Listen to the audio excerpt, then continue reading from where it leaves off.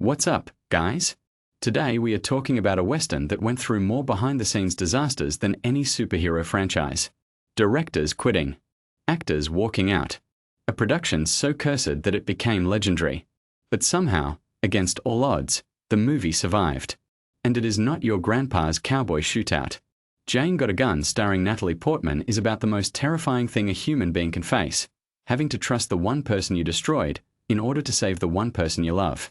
This is a story of a woman who was dragged through hell, set on fire, and then had to build her own heaven from the ashes. Forget the posters. Forget what you heard. Stick with me for the next few minutes, and I promise you will never look at Natalie Portman the same way again. Let me paint you a picture. New Mexico, 1871. This is not the romantic, John Wayne version of the West. This is the real West, endless dust, a sun that blisters your skin, wind that carries nothing but the smell of dry earth and loneliness. In the middle of this emptiness stands a small farmhouse. It is not much. A barn, a corral, a vegetable patch fighting for survival.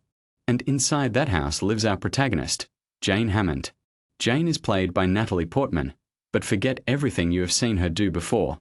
She is not a ballerina. She is not a queen.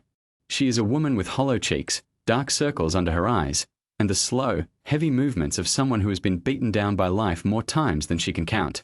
She has a young daughter, Katie, maybe 6 or 7 years old. And she has a husband named Bill Hammond, but everyone calls him Ham. Ham is a good man, or at least he tries to be. He is not the sharpest tool in the shed, but he works the land, he provides, and most importantly, he saved Jane from something terrible years ago. We do not know the details yet, but we can see it in the way Jane flinches at sudden sounds, in the way she checks the locks on the door 3 times before bed. This woman has survived a nightmare. One morning, the nightmare comes back. Jane is outside hanging laundry. Katie is playing with a rag doll. The sky is that pale, endless blue. And then she sees a figure on horseback in the distance. The horse is walking slowly. The man on top is slumped over. As the figure gets closer, Jane recognizes the clothes. It is Ham. But he is not riding. He is barely holding on. He falls off the horse before she can catch him. His shirt is soaked in blood, dark, almost black. There are bullet holes in his shoulder, his side, his leg. His face is the color of old cheese. Jane does not scream. She does not panic. She grabs him by the collar and drags him inside the house. She tells Katie to go to her room and not come out no matter what she hears. The little girl obeys without a word. She has seen this before. What follows is one of the most brutal, unglamorous medical scenes you will ever watch. Jane pours whiskey over a pair of scissors. She cuts away Ham's shirt. The wounds are ugly. Some bullets went straight through, but at least 2 are still inside. She has no surgical tools. She has no anesthesia. She uses the scissors as forceps and digs into her husband's flesh. Ham bites down on a leather strap. He screams. She keeps digging. Blood runs down her arms. She does not stop. She pulls out one slug, then another. She stitches the holes with a curved needle and thread from her sewing kit. This is not a hospital drama. This is survival. When she is done, Ham is barely conscious. But he is alive. And he has to talk. He whispers the name that will change everything. John Bishop. John Bishop is the leader of a gang called the Bishop Boys. They are not just outlaws. They are parasites. They ride into towns, take what they want, kill who they want, and leave behind nothing but ashes. Ham used to run with them. He was not a killer. He was a mule, a driver, a low-level man. But when he met Jane, he wanted out. He ran away. He built this farm. He thought he was safe. He was wrong. A few days ago, Bishop's men found him. They ambushed him on the road. Ham managed to escape, but he knows they will not stop. They will track him here. They will come to this farm. And when they come, they will kill Ham, they will kill Jane, and they will take Katie, for reasons Ham cannot even say out loud. Jane looks at her husband. Then she looks at the window, at the vast empty plain outside. They have maybe one day. Maybe less. She makes a decision. She saddles the horse, leaves Ham with a loaded pistol under his pillow, kisses Katie on the forehead, and rides toward the nearest town. The town is small, a main street, a saloon, a general store, a church. Jane walks into the saloon. The room goes quiet. Women do not walk into saloons alone in 1871.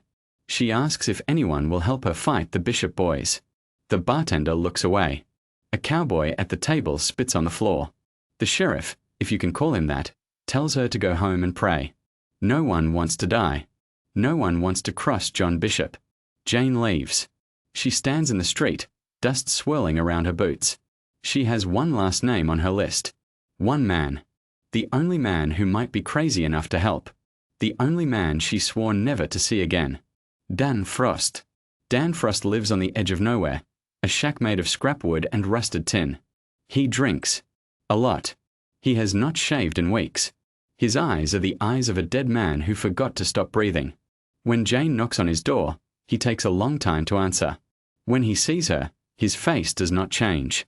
But his hands tremble. There is history here. Heavy history. The movie gives it to us in pieces, like a puzzle. Years ago, before Ham, before the farm, before the nightmare, Jane was young.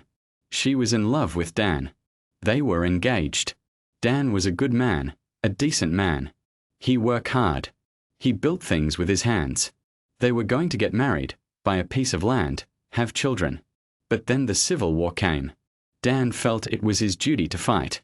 Jane begged him not to go. He went anyway. He left her alone. And while he was gone, the world ate her alive. We see flashes of what happened. A gang of men. A boarded-up building that smells of sweat and cheap perfume. Jane being dragged through a doorway. The sounds of screaming. It is not shown in graphic detail, but it does not need to be. The horror is in Natalie Portman's face, the way her eyes go empty, the way her body becomes a thing that just endures. When Dan came back from the war, he could not find her. He searched for months. He heard rumors. He drank himself into a stupor every night. And then, one day, he heard that Jane had married a man named Bill Hammond. A nobody. A former outlaw. Dan did not try to win her back. He did not ride to her farm with a gun. He just collapsed into himself. He became the broken, whiskey-soaked ghost that Jane is now begging for help. Why should I die for your husband? Dan us. His voice is quiet. It is more dangerous than a scream. Jane does not back down. She tells him everything. She tells him about the Bishop boys. She tells him about Katie. And then she tells him the truth that she has kept buried for years. Bill saved me. After you left, after everything, Bill found me in that place. He killed a man to get me out. He gave me a home. He gave me a daughter. I owe him my life. So yes, I am asking you to die for him. Because he is the reason I am still breathing. Dan stares at her. For a long moment, nothing happens. Then he picks up his shotgun. He grabs a box of ammunition. He walks out the door without another word. Jane follows. They ride back to the farm in silence. The sun is setting. They have maybe 8 hours before Bishop and his men arrive. When they get there, Ham is still alive, but barely. He is running a fever. The wounds are starting to smell. He sees Dan walk through the door, and for a second, Ham's hand twitches toward his pistol. You brought him. Hom vi spech. There is no gratitude in his voice. Just exhaustion and a strange kind of jealousy. Because Ham knows. He has always known. A part of Jane never left Dan. But there is no time for drama. Dan assesses the farmhouse like a soldier. He points out every weakness. The windows are too large, the doors are flimsy, the barn provides perfect cover for an attacker. We need to turn this into a fortress, he says. And they start working. The next few hours are a montage of desperation. Dan and Jane board up the windows with wooden planks, leaving only narrow slits to shoot through. They fill burlap sacks with dirt and stack them against the walls. They dig firing positions behind the house. Dan takes apart his shotgun and cleans it. He shows Jane how to handle a Winchester rifle, how to load it, how to aim, how to breathe. You don't shoot to scare them, he says. You shoot to kill. Every bullet has a name on it. Make sure it's the right one. Jane practices. Her hands are shaking at first. But she is a fast learner. She has always been a fast learner. Because learning fast is how you survive when you are a woman alone. As the night goes on, the tension between Dan and Jane becomes unbearable. They are working side by side, shoulders touching, breath mingling in the cold air. At one point, Dan stops hammering a nail. He looks at her. "Why didn't you wait for me?" he asks. It is not an accusation. It is a genuine question from a man who has been asking himself the same thing every night for years. Jane does not answer immediately. Then she says, "I waited. I waited 2 years. I wrote you letters. I don't even know if you got them. And then one day, I couldn't wait anymore, because waiting was killing me faster than any bullet." Dan nods. He goes back to hammering. That is the end of the conversation. Dawn comes. The sky turns from black to deep purple to blood orange. And then Jane sees them, riders on the horizon. At least a dozen. Maybe more. Dust rises behind them like a curtain. John Bishop leads the pack. He is not a large man, but he has the stillness of a rattlesnake. His eyes are pale and empty. He smiles, a thin, cruel smile, as he looks at the boarded-up farmhouse. He knows they are in there. He can smell the fear. The first shot comes from Dan's shotgun. It takes one of the riders off his horse. Then the world explodes. What follows is about 20 minutes of screen time that feels like an eternity. The Bishop boys circle the house, firing from every direction. Bullets tear through the wooden walls. Glass shatters. The sound is deafening, a constant, overlapping crack of rifles and revolvers. Jane and Dan move from window to window, firing, reloading, firing again. Jane takes down 2 men. She does not flinch. She does not celebrate. She just aims and pulls the trigger. But the Bishop boys are experienced. They are not going to charge straight into the guns. They wait. They flank. They try to set the barn on fire. Dan has to run outside under heavy fire to put out the flames. He takes a bullet in the arm. He wraps it with a rag and keeps fighting. Inside, Ham is awake now. He knows he is dying. The fever has taken hold. But he drags himself to the back door with his revolver. He looks at Jane. "Get to the cellar with Katie," he says. "I'll hold them." Jane refuses. She will not leave him. But Ham is stubborn. He pushes her toward the trapdoor that leads to the root cellar. "You have to live," he says. "For Katie. For yourself. Go." And then Ham walks out the back door. He fires his revolver until it is empty. He fires until the Bishop boys cut him down. He falls in the dirt, and he does not get up. Jane is already in the cellar with Katie. She covers her daughter's mouth so she cannot hear the screaming. Dan is alone upstairs. Now it is just Dan versus the remaining Bishop boys, including John Bishop himself. Bishop walks into the house casually, as if he owns it. He looks at Dan. "Where is she?" he asks. Dan does not answer. Bishop raises his pistol. But Bishop makes one mistake. He does not check the cellar door. Jane bursts up from the floorboards like a demon. She fires her Winchester point blank into Bishop's chest. He staggers, looks down at the blood spreading across his shirt, and then collapses. The remaining gang members see their leader fall. They do not run. They do not avenge him. They just disappear, back into the dust from which they came. Silence. Dan and Jane stand in the destroyed farmhouse. Sunlight pours through the bullet holes. The bodies of the Bishop boys lie outside. Ham's body is near the barn. The smell of gunpowder and blood is everywhere. Jane goes to the cellar and brings Katie up. The little girl looks at Dan. She has never met him before, but there is something in his face, something familiar, that makes her stop staring. And then the movie gives us its final gut punch. Dan looks at Katie. Then he looks at Jane. "She has my eyes," he says. It is not a question. Jane does not deny it. "You were gone," she whispers. "You were gone, and I was alone, and when she was born, I told myself you were dead. It was easier." Dan kneels down. He looks at the daughter he never knew. He does not touch her. He just looks. Then he stands up. He picks up his shotgun. He walks to the door. "There's nothing for me here," he says. Not bitterly. Just as a fact. Jane follows him outside.